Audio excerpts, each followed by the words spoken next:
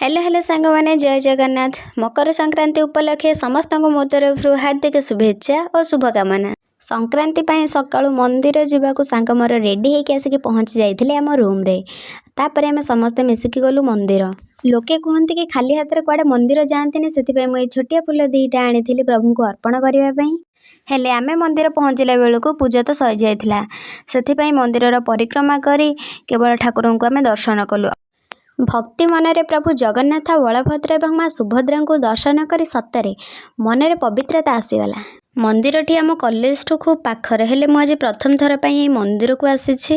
मंदिर दर्शन कर सारी आमे समस्ते बाहरिलु मार्केट कारण संध्यारे पूजा हवापाई बहुत किछि जिनस किणाकिणी करिवार थिला। संध्यारे आम रूम रो ओनर आंटी घरे थिला पूजा से आमे आसिक पूजारे बसिलु। तापर संध्या आळती नहीं भोग खाइलु। आउ तापर आसीगला आमर राति मिल जो थिला अरुआ